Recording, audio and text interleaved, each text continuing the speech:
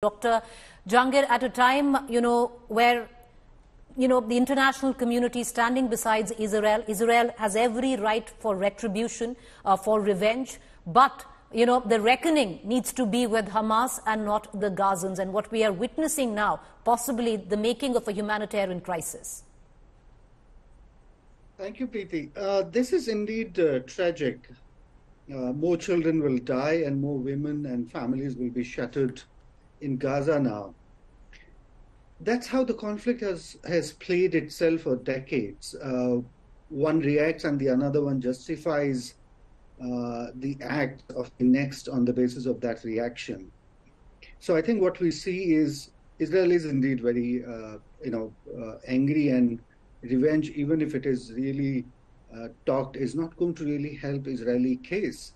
I do think that by going on aggression, it will really undo the sympathy and the support that Israel has received in the last 4 days.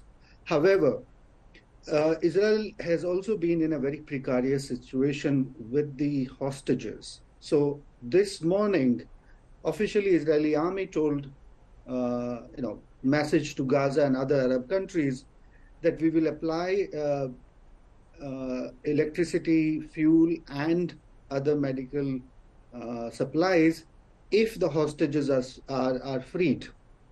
So they said humanitarianism in return of humanitarianism. So I think what Israel has played it out is that rather than coming under the bargain of Hamas and Islamic Jihad and Hamas on the day one at the evening said, we will release the hostages if Israel agrees to release all their prisoners in Israeli jails. And now Israel is saying, we will let every humanitarian aid come in, provided you release the hostages. So it's actually a bargaining tactic right now. But you are right, there is a great human cost to it.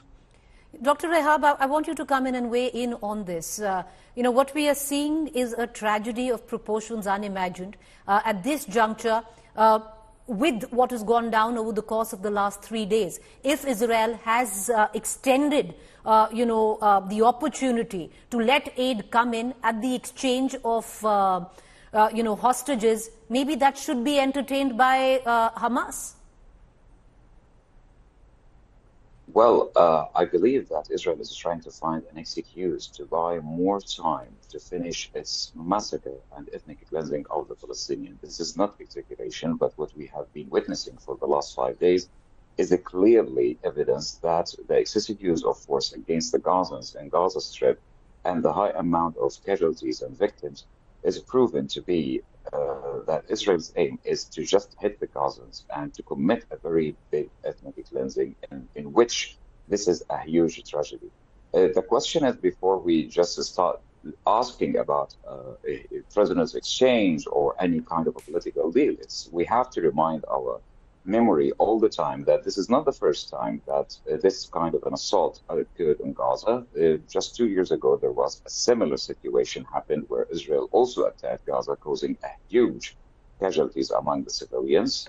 2014, another one, 2012, 2008, and so on. So what I think it is more important, rather than trying to buy this kind of a narrative about a humanitarian corridor versus a prisoners and prisoners exchange, is an immediate ceasefire and stop the whole casualties and killings of the Palestinians, not only in Gaza, but also in the West Bank and East Jerusalem, and implementing United Nations resolutions immediately. I think Israel has been trying to avoid any serious talks or any serious pressure that's been generated by the international community for the last decades, talking about the rights of the Palestinians to live in dignity and to live in their own state. What the Palestinians are asking for are simply implementation of a United Nations resolution. I think this is very crucial and very important element in order to restore the whole peace process, in order to implement an active peace process in the region without trying to find alternative narratives about what's going on and trying to buy time. I think this is the pressing factor now, an immediate ceasefire, allowing the international community to step in with an adequate pressure to say there has to be an end for this Israeli occupation of the Palestinian territories. Enough is enough.